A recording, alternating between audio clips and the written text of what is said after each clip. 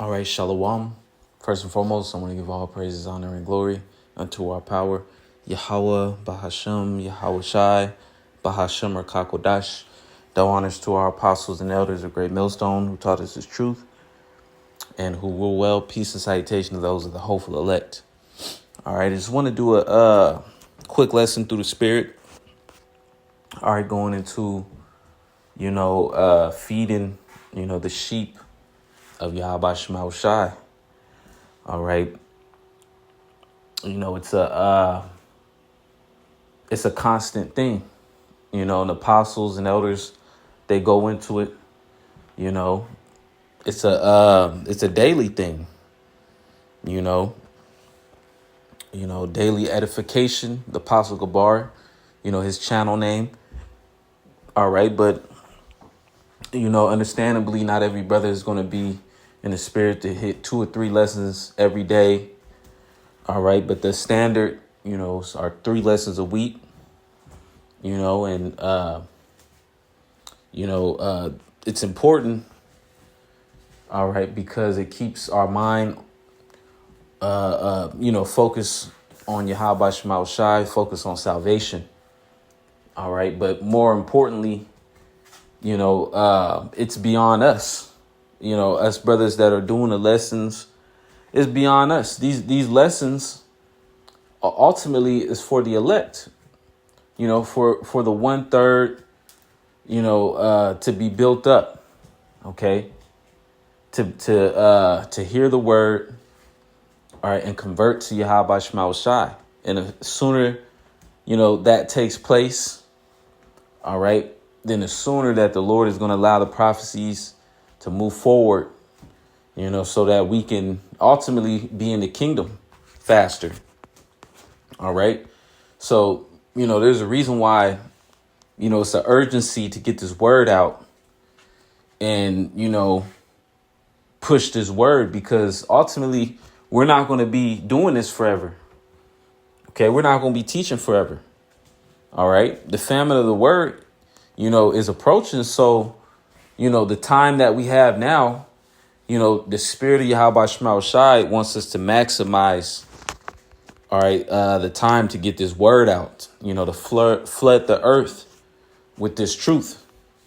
Okay. So let me get a quick precept. This is 1 Corinthians chapter 15 and 58. When you read up in the context, all right, it's about YAHAWASHI overcoming death. All right. By him overcoming death, the Lord has gotten the ultimate victory. Okay. And, through YAHAWASHI and his sacrifice, that's how the elect are going to have the ultimate victory. That's how we even have the word now and the opportunity, to fight for salvation. It's because of YAHAWASHI. All right. This is 1 Corinthians chapter 15 and 57. It says, "But thanks be to the Most High, which giveth us the victory through our Lord YAHAWASHI HaMashiach." So the victory is already written. It's already predetermined. All right. But nevertheless, all right, we have to rise to the standard, all right, that's written for the elect to be performing, all right, in order to receive salvation. All right. And one of those characteristics that the elect will have, is that diligency, And let me continue to read. So YAHAWASHI already overcame. So the victory is already sealed. Verse 58, it says, "Therefore, my beloved brethren," and the beloved, that's going into the 1/3, the 144,000. All right. And the men, women, and children, friends of the prophets that are allotted to be delivered. All right. It says, "Therefore, my beloved brethren, be ye steadfast, unmovable, always abounding in the work of the Lord." All right. Because we are here to work. All right. This is not our home. This is not, where our rest is. Okay, really, this is Esau's world. He's currently ruling in the earth. This is his rest. All right. That's why, Esau, Edom is on top, but, this is a low level society. This is a low level kingdom. And on top of that, we're witnessing the fall of the kingdom of this current world. We're witnessing it in real time. OK, so, ultimately, that's the reason why it's the urgency to push this word, because the time is short in itself. So it says, unmovable, always abounding in the work of the Lord, for so much as ye know that your labor is not in vain in the Lord. OK, and on top of that, what we're doing by pushing these lessons out, it's not only doing a righteous thing. All right. It's also storing up treasures. All right. With YAHAWASHI. OK, it's storing up, those good deeds that the Lord is going to look at. The scriptures speak about, the Lord looking at the Lord keeping the deeds, the good deeds of a man as the apple of his eye, roughly paraphrasing. I might have, butchered it, but, the Lord is looking at the good deeds.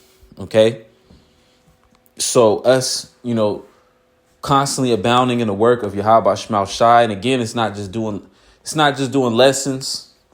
It's also, you've heard brothers say this and elders say this time and time again. It's not all about just doing lessons.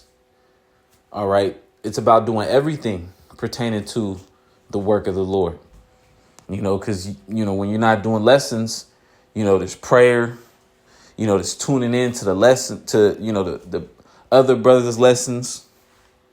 All right. There's, different forms of charity. All right. Because the kingdom is on the way. All right. This is, everything is moving fast because there's a kingdom prepared for us. All right. And the 144,000 prophets are heralding in the kingdom by way of the gospel being preached. All right. Pretty much rolling out the red carpet for Yahawashi's return. OK, the King of Kings and the Lord of Lords. OK, and Yahawashi, he's going to establish the order, the new governing body, which is the elect, starting off with the 144,000 on down. All right. In the new world to come. All right. So this is going to take place in our lifetime. All right. And the scriptures speak about when you shall see these things come to pass, speaking of the prophecies, then look up, for your redemption draweth nigh.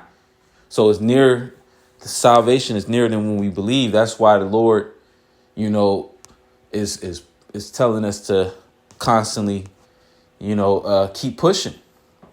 Because at some point, the time of teaching, it's not going to be a time of teaching. All right. Let me get another precept and I'll begin to close it out.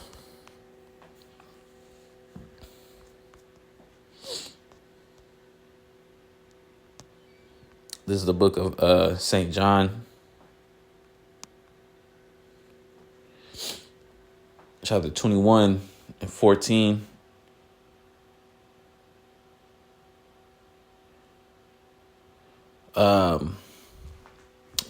St. John 21:14. All right. It says, this is now the third time that Yahawashi showed himself to his disciples after that he was risen from the dead. So when they had dined, Yahawashi said to Simon Peter, Simon, son of Jonas, lovest thou me more than these? He saith unto him, Yea, Lord, thou knowest that I love thee. He saith unto him, Feed my lambs. He said to him again the second time, Simon, son of Jonas, lovest thou me? He saith unto him, Yea, Lord, thou knowest that I love thee. He saith unto him, Feed my sheep. He saith unto him the third time, Simon, son of Jonas, lovest thou me? Peter was grieved because he said unto him the third time, lovest thou me? And he said unto him, Lord, thou knowest all things. Thou knowest that I love thee. Yahawashi saith unto him, feed my sheep. All right. So it was the Lord Yahawashi put emphasis, extra emphasis on feeding the Lord's sheep. All right. Meaning, feeding the elect with this word, with the spirit of Yahweh Shema Shai, ultimately, because this word comes with the spirit of Yahweh Shema Shai. All right. The spirit, the Rachak Wadash is on brothers to be able to break down, these scriptures, man. All right. The proper way. All right. And to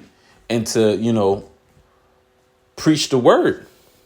Okay. To be an oracle, the mouthpiece of Yahweh Shema Shai. We're speaking on behalf of the Heavenly Father, the creator of existence and his only begotten son. All right. This message is beyond this third dimension. This message is directly from the heavens, from Yahweh Shema Shai. All right. So this gospel, all right, there's only one truth. All right. And this is the truth. Right. So this gospel being preached is an important thing. All right. Because those that are, destined to be delivered by Yahawashi, they have to hear the word. They have to hear Yahawashi by way of this word being preached. All right. By way of these spiritual epistles, by way, preparing the elect. All right. Ultimately, getting the elect ready, to go through the trials and tribulations. Let me actually get into the precept real quick. It says,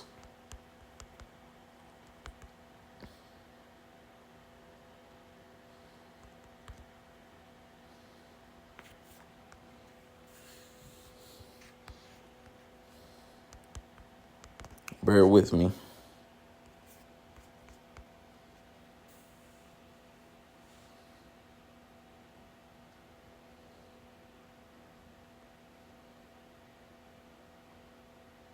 Here it is. This is Hebrews chapter 3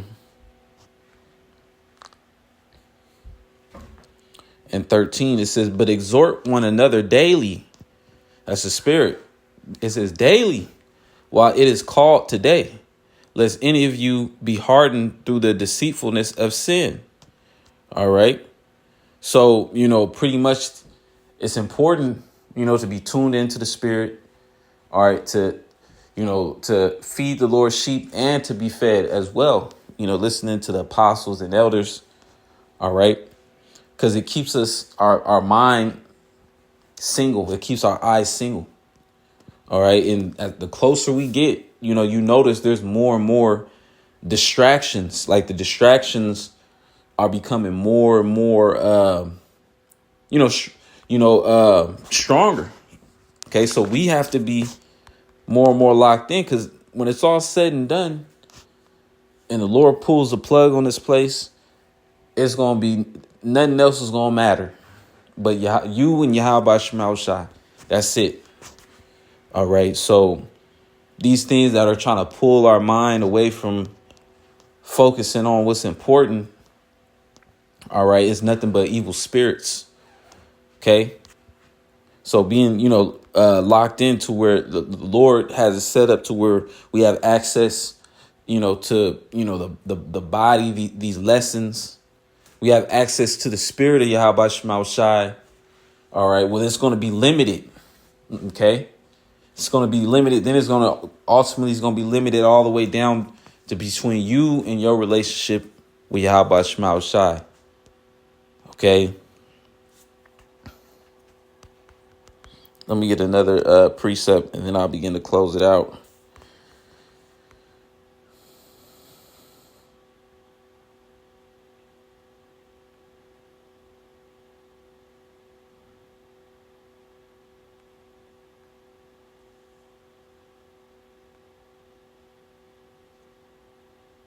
Here it is, 2 Timothy chapter 4.